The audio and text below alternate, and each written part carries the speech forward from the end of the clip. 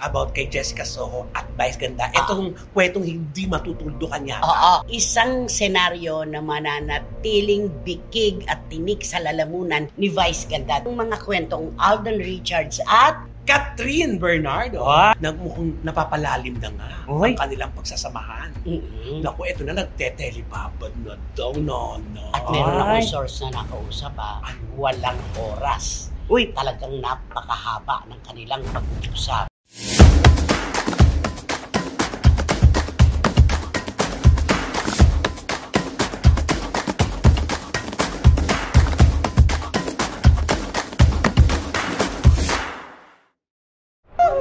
Po ang mga pinakamamahal naming kachika, sa lahat po ng mga nangungumusta sa iba't ibang sulok ng buong mundo. Maulan na po dito, may bagyo pa nga ngayon, pero ang matinding init po ng klima, hindi pa rin kami iniiwanan. Parang dyan din po sa inyo, almost summer na, spring na sa inyo, pero nagbabaha pa rin po at nagbabagyo. Grabe, parang mga issue rin po sa showbiz na hindi natin alam kung saan patungo at kailan matatapos. Tama, Romel? Tama, kahit anong panahon, nandito lang po ang mga balitang gusto po ninyo marinig para sa inyong mga paboritong artista. Tsaka walang pinipiling panahon talaga, no? Grabe. Naku, ano naman kaya masasabi nitong si Wendell Alvarez, a.k.a. Barikutot?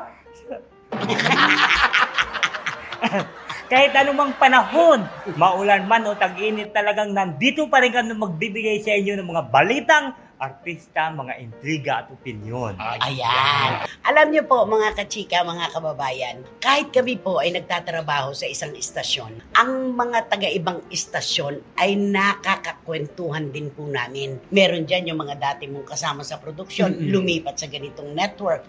So syempre, buo pa rin po ang aming tulay. At ito po ay buong-buo naming ikukwento sa inyo ayon sa aming mga nakausap at amin na rin pong pangsariling opinyon. Dito lamang po sa inyong programa, ating programa, at ito po ang Showbiz Now!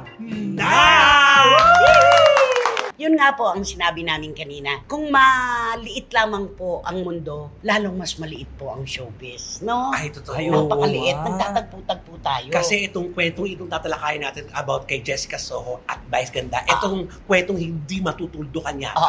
Ang tawag po dito ng mga kausap namin, isang senaryo na mananatiling bikig at tinik sa lalamunan ni Vice Ganda dahil wala pa rin itong katapusan. Kasi hanggang ngayon, nag-aantay pa rin ang mga kanila mga idolo ko. Magbabati ba sila? Patatawarin ba? Patatawarin ba? Pero di ba may nabasa ka naman na ayaw pa Ayaw ni pa. Jessica Soho? Ayaw pa ni Jessica.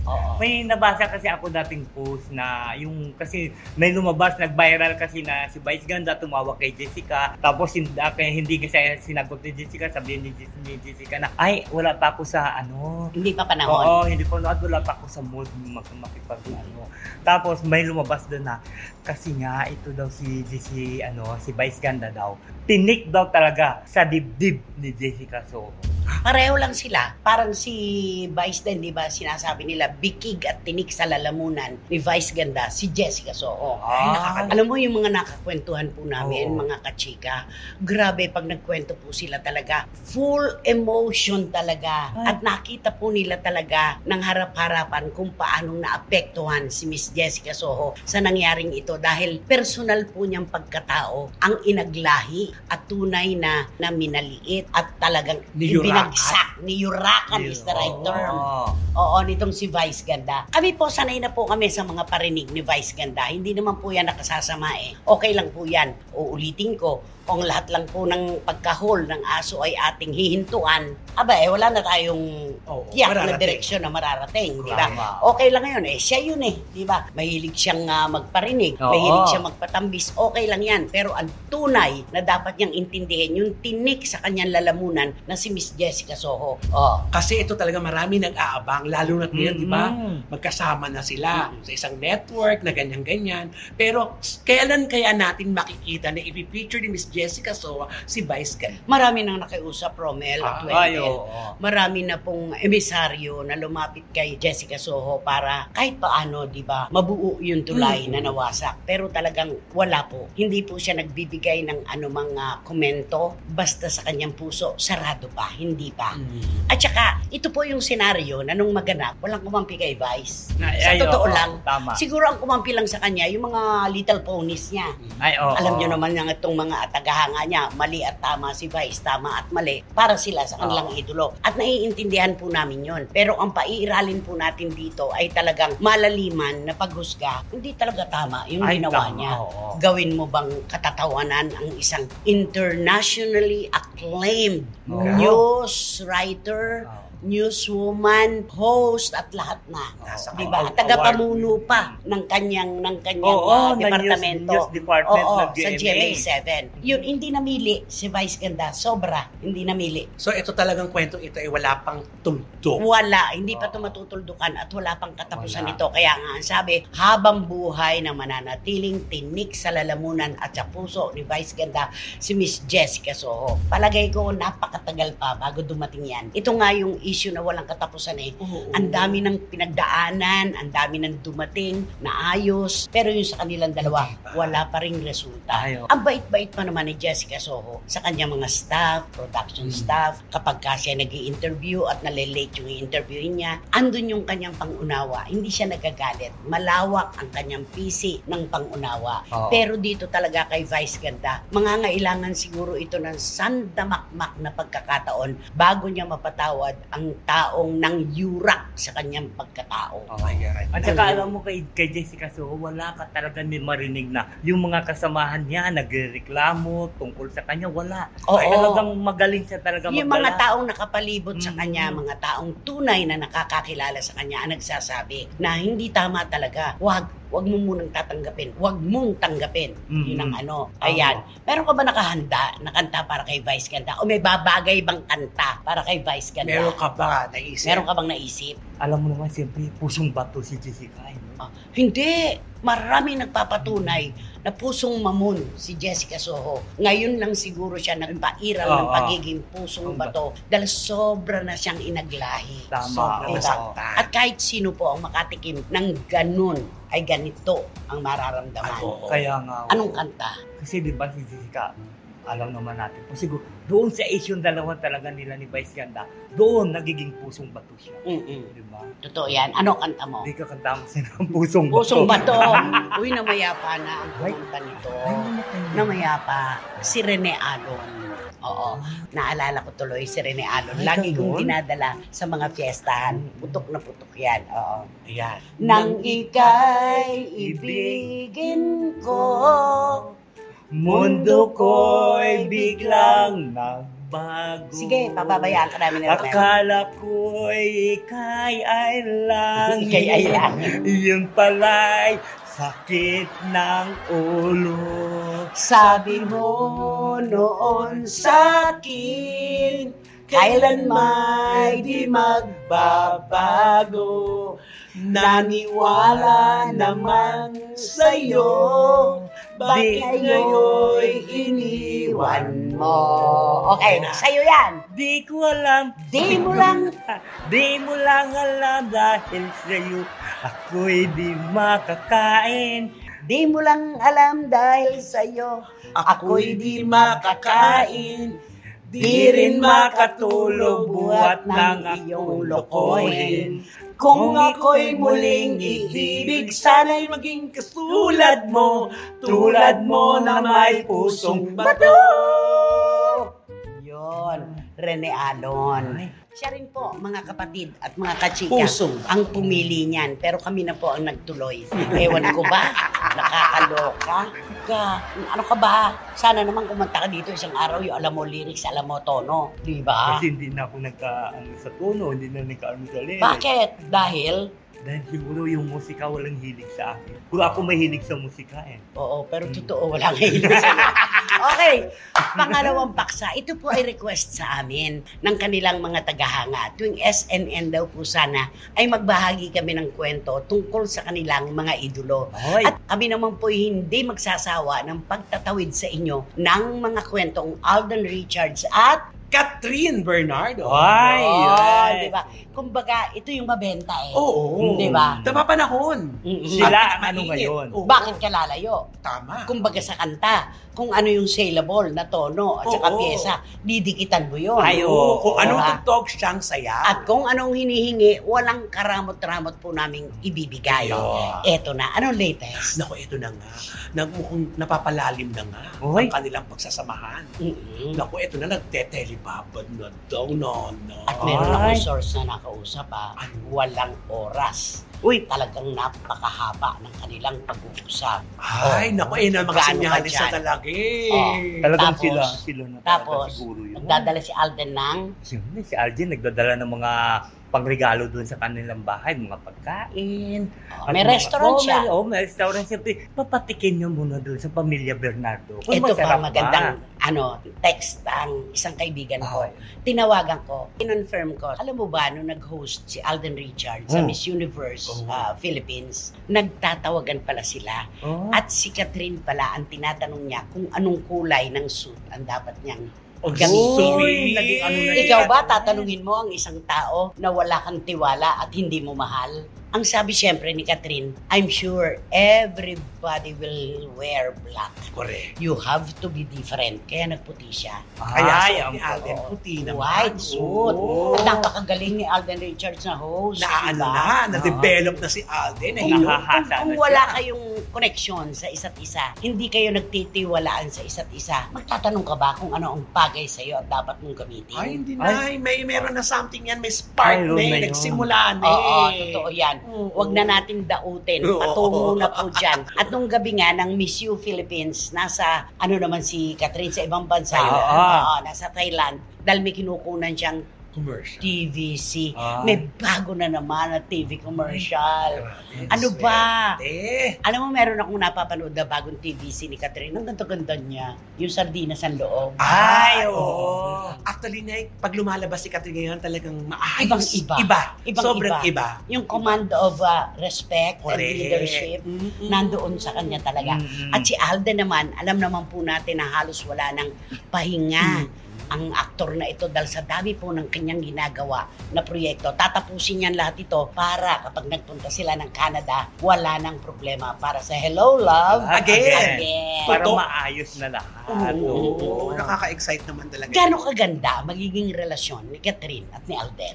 Nako, siguro dahil alam mo si Alden napakatalinong tao. At si Catherine din, ganun din. Marerespeto. Marespeto, nirerespeto niya yung mga opinion ng bawat. Yun kasi ang pinaka-importante sa relasyon. Respetuhin mo yung kakasama mo para nirerespeto ka rin pabalik. Oo. Oo. At eto Ano po rin? nung Miss You Philippines, nakita po natin si Alden na inaalalayan ang mga kalahok.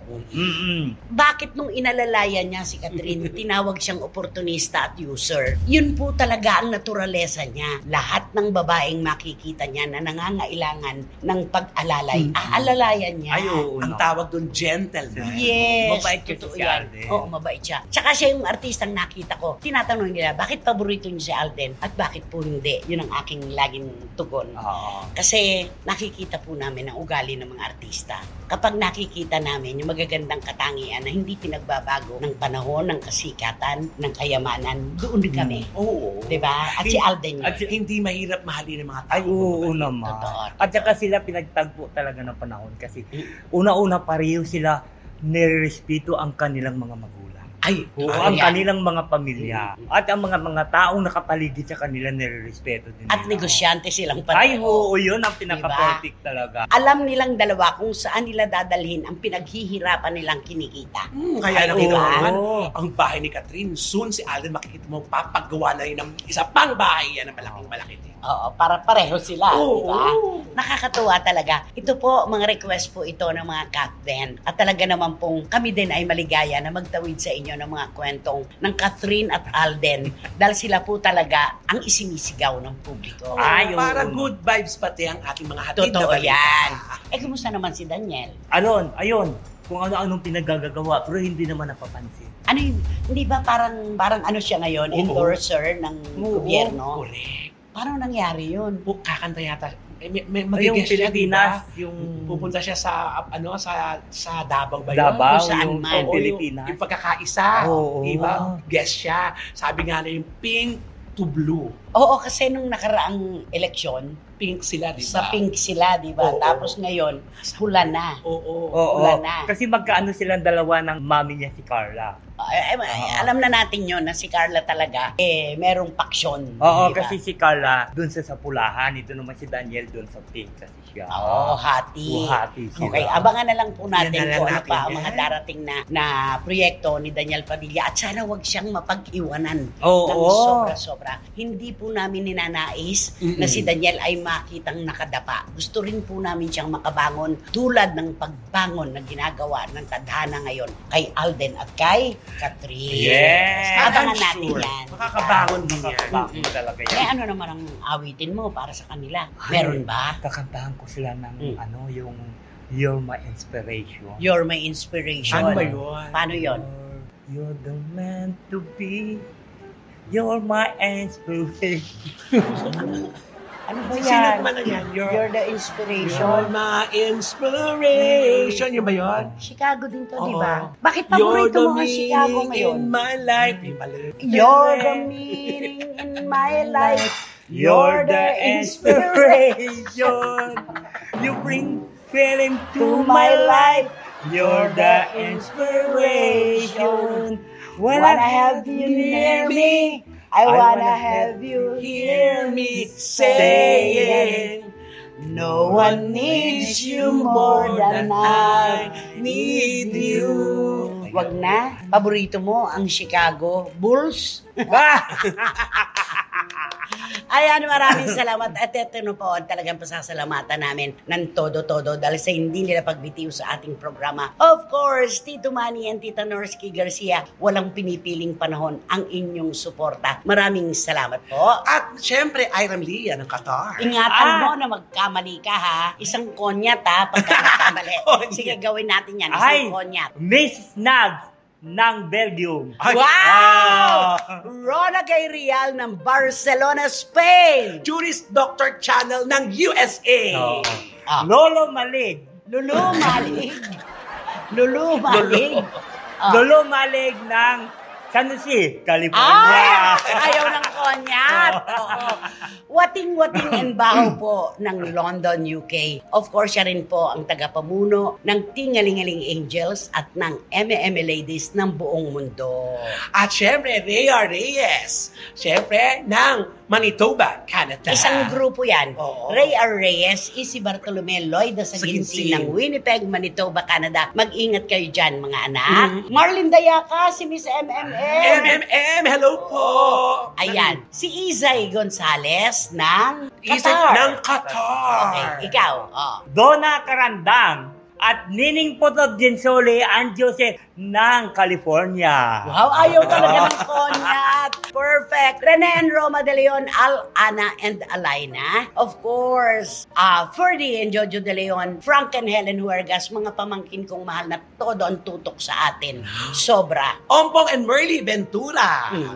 At ang Reyna at ang Rampadora ng Sydney, Australia, Catherine Amo. Tito Jerry and Kenzo Bongbong. At ang dalawa natin Ninang Tita Flores Estrada at Ninang Litlit Tukabo. At ang hindi malilimutang ninang. Siyempre, the most generous at ang the most ninang of all time, Doña Lili Chua. Tito Henry and Tita Lili Chua, maraming salamat, Salamat po. po. Perfect ha? Oo. First time nag-perfect ka. Ayaw makonyatan na. Ayaw mo ng konyat. Yung Kon- ginagawa ni Freely kay Mayang.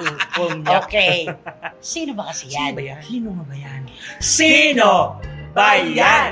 Sino magbabato? Naku, ito na. Ako, nagugulat naman ako siya. Naku, ito na. Ang pag-uusapan natin, isa siyang male actor. Male. Oo, male actor. Hindi Mel Feliciano ha. Oo. Oh. Isa siyang male actor. Male personality. Male na actor pa. Oo, male personality. Ayan. Ito siya ay napakagaling nito. Umarte. Umarte. Pagdating talaga sa art yan, talagang number one siya. Gwapo. Gwapo Yes. siya, siyempre. Talaga naman maraming na huhumaling sa kanya dati. At may pagmamanahan. Ay, oo naman, lahat kasi siguro nakuha niya sa nanay niya, nakuha niya sa tatay yung mga acting niya. Lalo na sa drama at sa mga At sa aksyon. itsura. Ay, oo nga, itsura. Ang ganda ng kombinasyon. Oo. Talagang napagagwapo. O, anong ito na. latest? Ito na ang pinaka-the best talaga sa Ang kanya. haba ng intro. Ito Okay. na pinaka-the best sa kanya. Kung anong galing niya, siya ngayon ang pinag-anuhan ng mga production. Parang sinusuka. Tinatanggihan. Parang siyang sinusuka, tinatanggihan. Huwag naman sinusuka, tinatanggihan Oo. siguro. Pinag-iisipan lagi. Na-casting. Oo.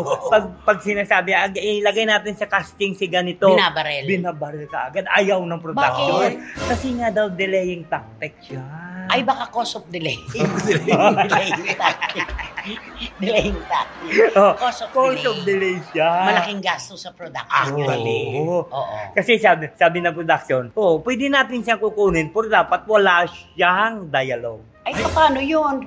Tatayo lang siya, titingin Oo. sa camera, tapos aalis na. Kasi alam mo naman, kasi pag binigyan daw siya ng script, Dialogue. hindi niya daw Hindi memorize. Oo. Oo. Ang galing-galing nga pa naman umakting kaya siya, tumayo na lang siya, gumanon na lang siya, di ba? Ano ba yun? Wala ka Sayang. naman. Ang galing-galing Challenge. pa naman ito. Ang galing nga At yung niya. rehistro sa camera, ang gwapo. Oo, Ay, oo, in oo. fairness, meron nga ako pinunod yung pelikula, yung nagawa ni pelikula, ito lang latest lang, napakahusay niya pa rin. Hindi pa rin siya nadala. Di ba At- nagkaroon na ng issue noon Oo. na kinasangkutan niya? Pero ito nga, marami nga nagsasabi na kaya daw tinatanggal siya sa mga pelikula o sa mga teleserye na gustong ilalagay siya na pinapakiusap.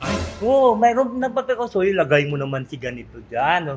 Pero ayaw na ayaw talaga ng production kasi nga bumalik na naman sa dati niyang Gawi. ginagawi. Naku, Oo. sayang naman. Ay, nako. Sa bagay, sa mga kasabayan niya, silang tatlo, hindi na aktibo, no? Ay, oo, wala na sila Oo. parehong tatlo. Di ba? Okay na sa- Gwapo niya, di Oo ba? nga, Okay bakit na sanang nga? hindi ka aktibo, huwag ka lang may bisyo na. Ay, oo. At saka, May- kahit paminsan-minsan man lang sana, natatanaw ka, nakikita ka, Oo. para naaalala ka pa rin, may exposure ka pa rin. Totoo. Di ba? Ay, oo Sayang. nga.